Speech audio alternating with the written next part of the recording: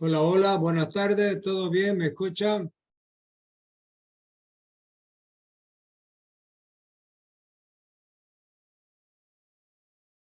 Buenas tardes, doctor. Ya, veo que hay poca gente, ¿no? Ya va a cambiar esto porque vamos a comenzar con las clases presenciales y allá voy a tomar listas a todos y todavía falta más del 50%, más del 60% de la nota. Entonces ahí van a saber lo que es canela ustedes, ¿no? Porque ahora se la están chuñeando, ¿ah? Los exámenes van a ser escritos, presenciales. Se acabó ya los exámenes en la plataforma, pueden ser orales también, vamos a pensarlo eso. Y la exposición también va a ser rígida en su calificación. Entonces, la cosa se complica. Muy bien. Entonces, vamos a pasar, el tema es ébola. Ese es lo que vamos a pasar ahora. Aquí tenemos ébola. Ébola. Entonces, esta es la enfermedad que nos toca ahora. Tendencia clínica del ébola. Ahí tenemos una imagen del agente etiológico del ébola al microscopio, los glóbulos rojos alrededor, es una gota de sangre. Introducción. El virus del ébola se encuentra entre los patógenos más virulentos de los seres humanos, causando una enfermedad grave que se asemeja a un shock séptico fulminante. La tasa de letalidad en la epidemia de la enfermedad del virus del ébola en el África Occidental ha sido estimada en aproximadamente el 70%. Entonces, fíjense, estamos viendo una enfermedad de infecto contagiosa que tiene niveles de letalidad del 70% en la última epidemia. ¿Ah?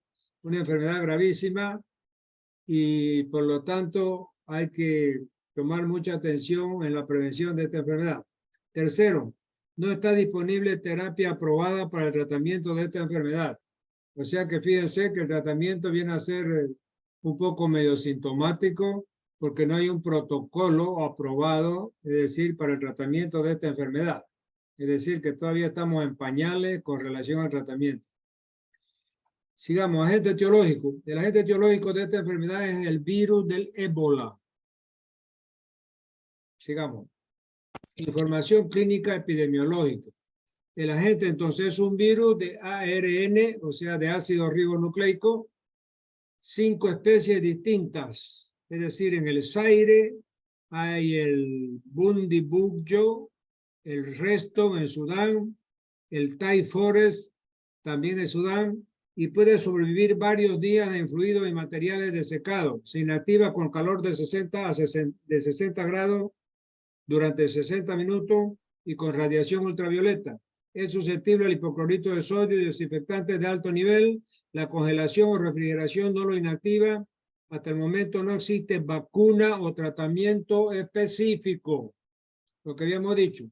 Entonces, agente etiológico, virus del ébola. Es decir, ese mismo virus tiene nombres diferentes en el Zaire y en Sudán, pero es el mismo agente etiológico, con una virulencia y una letalidad del 70% en la última epidemia que hubo en el África, y después hubo otro en Haití, que aquí no la nombran, que es más nueva inclusive. En Haití fue la última epidemia que hubo. Sigamos. Mecanismo de transmisión y contagio. Primero, el reservorio del virus está en el llamado murciélago de la fruta, que se encuentra en las regiones del África, ¿de verdad? Entonces, reservorio del virus, murciélago de la fruta. De ahí pasa, hace una mutación y pasa para los primates, o sea, para los monos. Primate, contacto, caza o consumo de frutas mordidas por murciélagos. Entonces, ahí hay su primera mutación. A ver, estoy escuchando unos ruidos medio raros ahí. Ojalá que no lo pille yo al que está con el micrófono abierto. Entonces decíamos que el reservorio del virus estaba en el murciélago de la fruta. De ahí pasa a los primates, o sea, los monos. y la gente se puede infectar en contacto o caza o consumo de fruta mordida por el murciélago. Además de primates, otros animales como el puercoespín, los ciervos y los cerdos del monte pueden también infectarse con este virus. Pero el primer elemento que se toma como reservorio de este virus es el murciélago de la fruta. Después eso pasa a los primates, o sea, a los monos, a los ciervos, a los puercoespín y cerdos del monte, y ahí ya puede entrar en el organismo humano como tercera infección primaria humana. Entonces, murciélago de la fruta, primer paso. Segundo paso, primate, puercoespín, ciervo. Tercer paso, ya la infección primaria humana. Y cuarto es la transmisión secundaria. Entonces, ese es el mecanismo de transmisión y contagio de esta enfermedad llamada ébola. Sigamos. Enfermedad por virus del ébola. La enfermedad por el virus del ébola es una infección grave que con frecuencia puede causar la muerte. Es un virus muy letal, pero con una capacidad de dispersión no muy elevada. Se desconoce el origen del virus del ébola, pero las pruebas científicas disponibles apuntan a que los murciélagos de la fruta, como habíamos visto, son sus huéspedes más probables. Puede afectar a personas o primates no humanos, monos, gorilas y chimpancés. En la República Democrática del Congo hay 5 especies de virus ébola diferentes, todas ellas reciben su nombre de un río cercano al epicentro del primer brote en la República Democrática del Congo.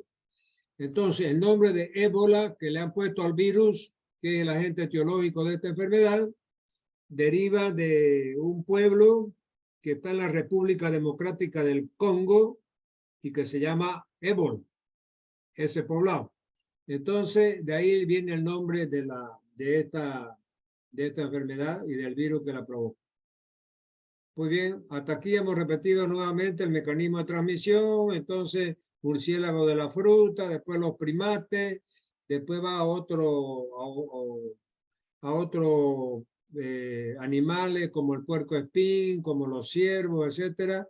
Y en tercer lugar ya invade ya el organismo del hombre y de ahí ya se propaga la enfermedad.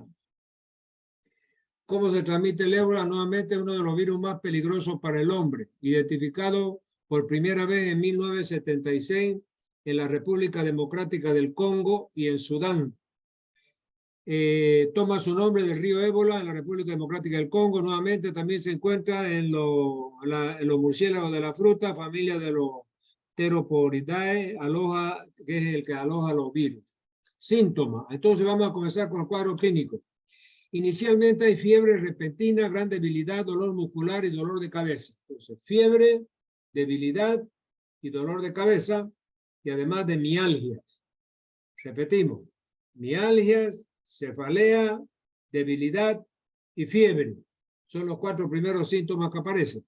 Más tarde hay vómito, diarrea, erupciones cutáneas, insuficiencia renal, insuficiencia hepática, hemorragias internas y externas, y esto prácticamente es lo que va a llevar a la muerte a los pacientes, ¿verdad?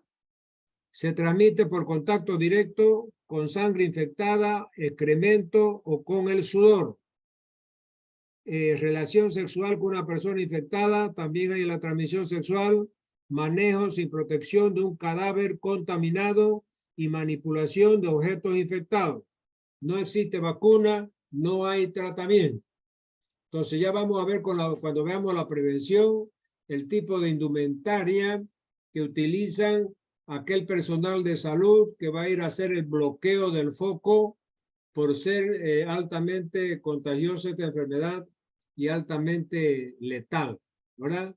Entonces, repasando los síntomas, eran entonces fiebre, cefalea, mialgias, dolor de cabeza, o sea, la cefalea, dolor de cabeza, debilidad, y esos son, la fiebre aparece repentinamente con la debilidad, los dolores musculares, que son la mialgia y la cefalea.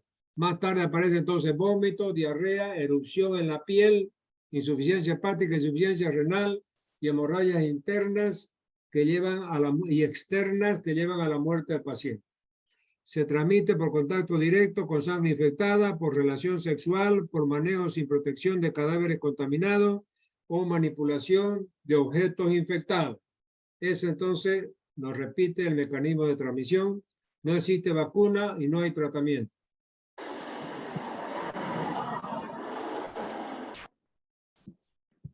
María del Carmen Mercado Villarroel. Cierra el micrófono ahora.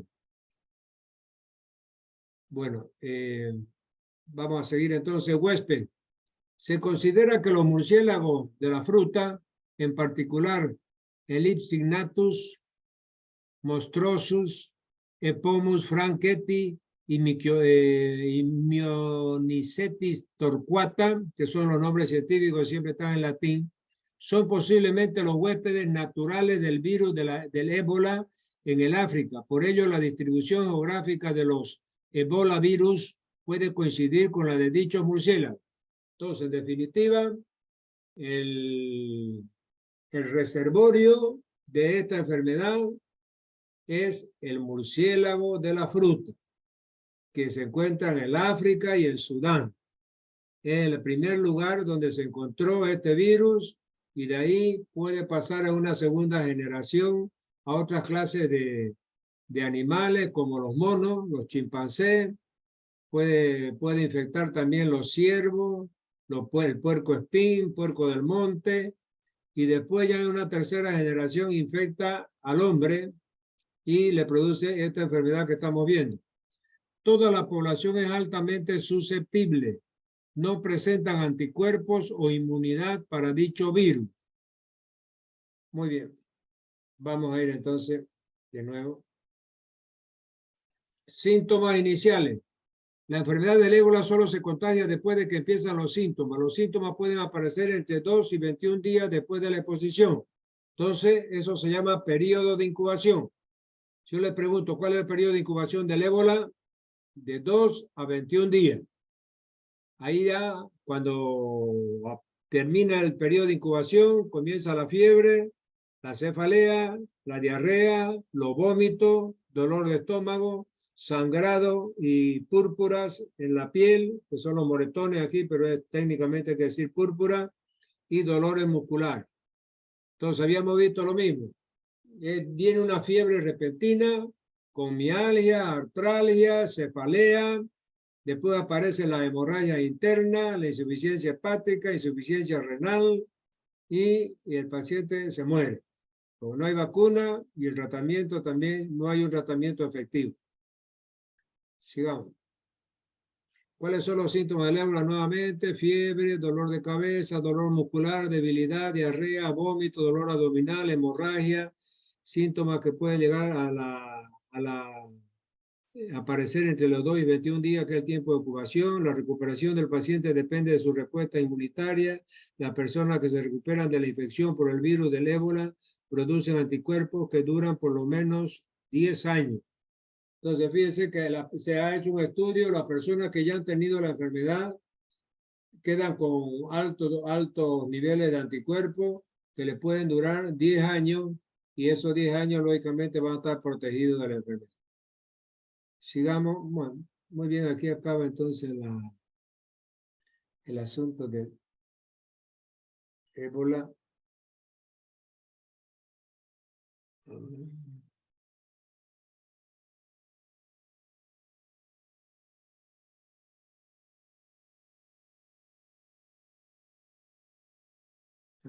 Aquí tenemos todavía otra cosa. El actual brote comenzó en la calle. Aquí no está haciendo una historiación de los brotes que han habido, como yo les decía, ¿no? Comenzó en el África, después fue a Sudán, ha estado también en Haití. Eso ya es curiosidades estadísticas, ¿no? Ébola se puede propagar por cadáveres, a través del sexo, sangre contaminada, otros fluidos, heces y orina infectada, contacto con personas o animales infectados y carne cruda. Entonces acá nos está haciendo un resumen nuevamente de la forma de transmisión. es producido por murciélago en la fruta, etcétera, etcétera. Muy bien. Pruebas diagnósticas. Diagnóstico de laboratorio para el ébola. Tiempo de infección, prueba diagnóstica. Entonces aquí, primeros días después que se inician los síntomas, se puede hacer el ELISA. Ustedes saben que la prueba de ELISA, que se hace también para COVID, para un montón de enfermedades, es la dosaje de los anticuerpos IgG e IgM. También se puede hacer una PCR, de la prueba de la polimerasa, y intentar hacer el cultivo y aislamiento del virus. Como toda enfermedad viral, es decir, siempre hay la posibilidad de hacer el cultivo y aislamiento del virus. Solamente que es una prueba que demora más de 5 días y recién se va a tener resultado definitivo. Si es que el cultivo da positivo, se confirma el diagnóstico, y si da negativo, bueno, se queda otra vez en la duda, ¿no? La incertidumbre. Pero está entre las pruebas entonces. Aislamiento viral, PCR y ELISA. En el curso de la enfermedad o después de la recuperación son los anticuerpos IgG e IgM, que es el mismo ELISA, retrospectivamente en pacientes PCR, aislamiento viral. Entonces, en definitiva, tenemos que las 3 pruebas que se utilizan para hacer diagnóstica de la enfermedad de ébola es la PCR, el test de ELISA y el cultivo y aislamiento del virus. Sigamos. Diagnóstico, entonces, PCR en tiempo real. Recogida de la PCR se utiliza para diagnosticar la infección aguda más sensible que la detección por antígeno con ELISA, identificación de fragmentos genéticos virales específicos realizados en algunos laboratorios de certificación de CLIA. Recogida de muestras, volumen mínimo de 4 mililitros de sangre completa, volumen, tubo de recolección de plástico, se prefiere sangre entera conservada con anticoagulante. Bueno, eso ya para la parte laboratorial. Lo importante es que usted puede escoger, o se hace el cultivo y aislamiento del virus, la prueba de la PCR, de la polimerasa, o el test de ELISA. Estamos a lo mismo. Sigamos. Diagnóstico del ébola nuevamente. La obtención de la muestra debe ser realizada únicamente por personal entrenado y que aplique correctamente los métodos de recolección de muestras. Se recomienda obtener muestras de sangre también. Se puede emplear suero o plasma. En un paciente fallecido con historia clínica y epidemiológica compatible con virus del ébola, se sugiere tomar un hisopado oral. Se tomará la segunda muestra después de 48 horas ante un resultado negativo en una muestra obtenida durante los días 1 y 2 posterior al inicio de los síntomas. Bueno, aquí es la parte laboratorial, que por ejemplo, si la primera prueba da negativa, se espera 48 horas y se puede repetir para tener la seguridad de que no se trata de un problema del ébola, ¿no? Muy bien, entonces aquí, si se va en el área infectada, entonces, ya que se esté trabajando como miembro de un equipo médico, como voluntario para ayudar, se debe tener el doble de precaución, ya que se trata en directo con el virus. Evite el contacto con sangre o líquidos corporales, practique medidas adecuadas de control de infecciones y esterilización, use ropa protectora, incluida máscara, guantes, ropas y lentes. Las muestras tomadas a efectos de diagnóstico de personas o animales con infección presunta o confirmada por el virus del ébola deben ser manipuladas por personal especializado y procesarse en laboratorios adecuadamente equipados. Entonces, fíjense, en la parte derecha están todos esos trajes completamente vedatorios para no tener el contacto. Pacientes que van a ir a hacer el control del foco donde ha comenzado la infección. Tiene que ir con gorro, barbijo, lente, es decir, unos mandiles plásticos y toda la indumentaria para que se utiliza en caso de enfermedades de infectos contagiosas de alta transmisibilidad. Ahí lo tienen en la figura, ¿no? Muy bien, prevención y tratamiento. No hay vacuna contra el ébola.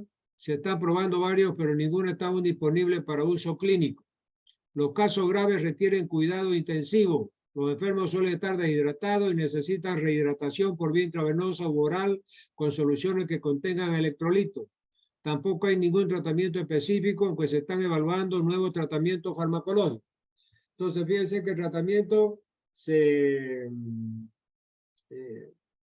queda, es decir, reducido a la internación en terapia intensiva, hacerle la reposición de líquidos, rehidratación vía endovenosa, de plasma, dextrán, suero, sangre completa, etcétera, y electrolito para evitar que ese paciente se deshidrate, pero no hay un tratamiento específico, un protocolo a seguir, y se tiene que hacer a medida que van apareciendo los síntomas.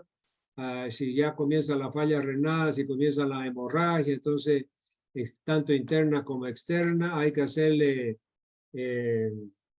transfusión de sangre en altas dosis, muchas unidades de sangre para evitar que entre en hipoxia, ¿no es verdad? Y los riñones comiencen a parar de funcionar porque entran en insuficiencia renal, insuficiencia hepática y falla de múltiples órganos, y estos pacientes se mueren. Tratamiento de terapias inmunes. Administración de suero sanguíneo con anticuerpos obtenidos de donantes que han superado la enfermedad. Entonces acá se hizo esto también en los comienzos del COVID, si ustedes se recuerdan. Entonces se encargaba, se compraba peso de oro, es decir, suero de pacientes que ya habían tenido COVID y se habían recuperado.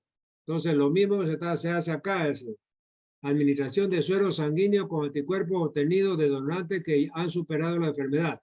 Supervivencia. Reacción, tiempo del sistema inmune del paciente. La administración de estos anticuerpos acelera la respuesta del sistema inmune, incrementando la probabilidad de vencer al virus. En Estados Unidos, una combinación de 3 anticuerpos monoclonales uniéndose al virus para que el sistema inmunológico lo identifique y destruya.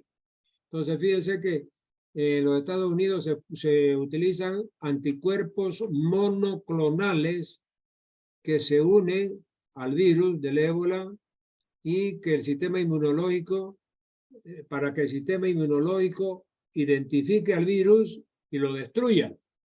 Entonces, esa es la... me recuerdo yo que cuando Donald Trump, es decir,